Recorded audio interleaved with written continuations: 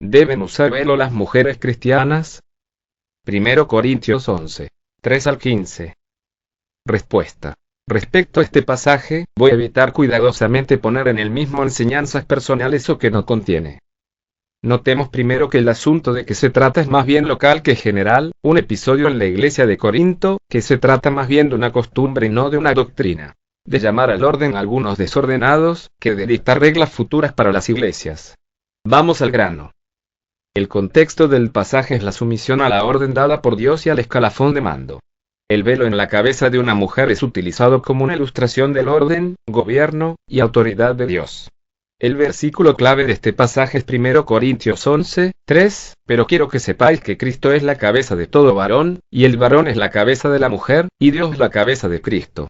El resto del pasaje trata las implicaciones de esta verdad. El orden de autoridad es Dios el Padre, Dios el Hijo, el hombre o el marido, y la mujer o la esposa. El velo, mantilla o rebozo en la cabeza de una esposa creyente corintia mostraba que estaba bajo la autoridad de su marido, y por lo tanto en sumisión a Dios. La cubierta mencionada en el versículo 13 podría ser una tela, pero también puede referirse a la longitud del cabello de una mujer, en base a los dos versículos siguientes de 1 Corintios 11, 14, 15. La naturaleza misma no os enseña que al varón le es deshonroso dejarse crecer el cabello. Por el contrario, a la mujer dejarse crecer el cabello le es honroso, porque en lugar de velo le es dado el cabello. En el contexto de este pasaje, una mujer que lleva el pelo largo se hace distinguir como mujer, y no hombre. El apóstol Pablo está diciendo que, en la cultura corintia, cuando el cabello de una esposa era más largo que el de su marido, demostraba su sumisión a su jefatura. Los papeles de varón y mujer están diseñados por Dios para representar una profunda lección espiritual, esto es, sumisión a la voluntad y al orden de Dios. ¿Cuál es el punto principal del asunto? Surge una protesta contra las mujeres de la iglesia de Corinto, que profetizaban, o no profetizamos, y oraban con la cabeza descubierta en la reunión de edificación, haciéndose así ridículas por asemejarse al sexo masculino por un lado y a las rameras corintias por otro. Y tengo que agregar según lo que enseña Henry Matthew y el profesor Trepchard que también en la época existían muchas mujeres esclavas que andaban rapadas por la calle. Deducimos así que nos encontramos frente a tres tipos de mujeres. La mujer común, la ramera y la esclava, que se diferenciaban mucho entre ellas y que no es el caso en el día de hoy. No hay mujeres esclavas y las prostitutas no usan pelo corto como de hombre. Por otro lado tenemos que notar que los varones judíos siempre oraban con la cabeza cubierta por el tallis, una especie de manta más o menos amplia. Por otra parte tanto los varones griegos como sus mujeres, oraban con la cabeza descubierta a diferencia de las judías. Pablo se fija en ambas costumbres y apela a la cuestión de la autoridad que es el tema que aquí trata más bien que hablar sobre el velo. Las razones aducidas para corregir esta costumbre son estas.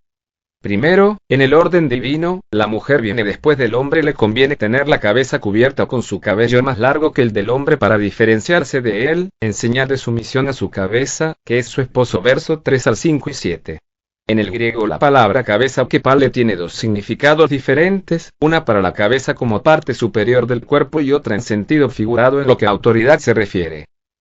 Por Hechos 16, 13 y 21, 9, vemos que también las mujeres oraban y profetizaban, aunque no en la congregación general, ver 1 Corintios 14, 34 y 35, vuestras mujeres callen en las congregaciones, porque no les es permitido hablar, sino que estén sujetas, como también la ley lo dice. Y si quieren aprender algo, pregunten en casa a sus maridos, porque es indecoroso que una mujer hable en la congregación. Y 1 Timoteo 2. 11, 12, la mujer aprenda en silencio, con toda sujeción. Porque no permito a la mujer enseñar, ni ejercer dominio sobre el hombre, sino estar en silencio. Ellas oraban y profetizaban en la vía pública y no cabe duda que oraran con la cabeza cubierta, pero no es de creer que se cubriesen la cabeza para orar o profetizar dentro de la casa. No tenemos enseñanza bíblica sobre esto.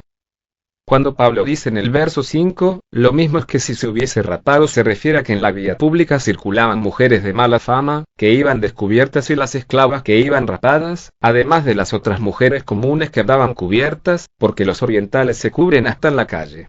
Entonces les dice, más vale aparecer en público como esclava que como ramera con el pelo corto. En los tiempos presentes no es vergonzoso que la mujer use pelo corto mientras parezca mujer, porque la gran mayoría lo usa y es costumbre. El velo que las mujeres orientales debían usar para cubrirse, y que hoy siguen usando, como lo anticipamos, ya sea por respeto a la autoridad o para no pasar vergüenza, no es la mantilla que hoy se usa, transparente o muy pequeña que no vela o tapa a la persona. El oriental es un velo más bien espeso, y además cae por delante hasta cerca de los ojos, como lo da a entender el verbo griego que en estos versículos se usa. Segundo. Verso 10. Se deben cubrir la cabeza a causa de los ángeles, es decir, mensajeros, que según algunos creen, denota aquí mensajeros del gobierno o inspectores policíacos que podían tomar a las hermanas corintias por rameras, faltándoles la señal de autoridad sobre la cabeza, verso 10. O según Henry Matthew, ministros o enviados de otras iglesias, los cuales se escandalizarían al ver a las mujeres creyentes con la cabeza descubierta. 1 Timoteo 5, 21, y no se refiere a los ángeles celestiales. De todos modos, los ángeles sabemos que se preocupan por lo que pasa en nuestras reuniones y están presentes, y se escandalizarían por observar la irreverencia o falta de respeto a la autoridad. En vista del contexto anterior que tenemos respecto al tema de la autoridad en la iglesia y la sujeción a ellas, es como si Pablo dijese, por lo cual la mujer debe tener señal de sujeción sobre su cabeza. No olvidemos que el tema general de desata por una iglesia en que las mujeres no se cubrían, ya que estaban profetizando al igual que los hombres y a la par de ellos, siendo la cultura oriental obligada a estar cubierta una mujer. Tercero. El sentimiento natural de lo propio y conveniente favorecía la costumbre de que se cubra la mujer al orar a Dios, o profetizar, en la asamblea de Corinto. El sacar de este pasaje la doctrina de que la palabra de Dios establece, cual regla y costumbre perpetua, que todas las mujeres que entren en una iglesia evangélica actual deban cubrirse, ya sea con sombrero o mantilla, o con cualquiera otra cosa, según costumbre del país, es evidentemente meter en el pasaje más de lo que contiene. Sin embargo, debemos respetar la costumbre de las asambleas cristianas en las cuales las mujeres se cubren sus cabezas en señal de respeto a Dios y a los prójimos varones. Pero no debemos olvidar que Pablo escribe a las mujeres de Corinto que tomaban una parte activa en el culto. Si hay quien considera que debe extenderse la orden del apóstol a todas las mujeres, no solamente las que oran o hablan, sino también a todas las mujeres de la asamblea que también adoran a Dios con sus oraciones en silencio y sus cánticos, y que esta orden es no solamente para las mujeres de Corinto en los días de Pablo, sino para todos los tiempos y todas las asambleas cristianas, mi consejo es que la hermana que concurra a estos cultos cumpla tales instrucciones en todas las reuniones, no solamente en algunas, sea cual sea la manera en que ella personalmente comprenda estas costumbres, pues el mismo apóstol Pablo nos enseña que en asuntos en los cuales haya disentimiento de opinión entre los hijos de Dios, es necesario respetar la conciencia del hermano, sin provocarle a causa de nuestra diferente comprensión del asunto. Véase Romanos 14. Por consiguiente, es una obligación cristiana no herir la conciencia de los demás hermanos si un creyente, de cualquier denominación cristiana, concurre a un culto de estos hermanos. Hemos oído a personas concurrentes a tales cultos decir, a mí nadie me manda ni obliga, sino la palabra de Dios. Pues bien, hermano, la palabra de Dios te manda respetar la conciencia del hermano y no provocarle, sometiéndote tú mismo a aquello que tú no juzgas necesario, y si te resistes a hacerlo desobedeces a Dios, por lo menos en lo que encontramos en el pasaje bíblico de Romanos 14. Nosotros en la iglesia no vamos a decir nada si alguien se cubre o no, y eso es de respetar porque se está teniendo en cuenta la libertad con que Cristo nos hizo libres. Resumiendo lo dicho, debemos recordar 1. Que la opinión del apóstol es manifiestamente para las hermanas que hablan en público, o sea que predican o oran a Dios, no dándose orden especial a las demás hermanas de la asamblea. 2. Que la orden no hace referencia ninguna a las mujeres que entren en un culto público. Por tanto, puede ser contraproducente extender tal obligación a asistentes forasteras, no creyentes, lo cual las aleja del culto en vez de acercarlas. 3.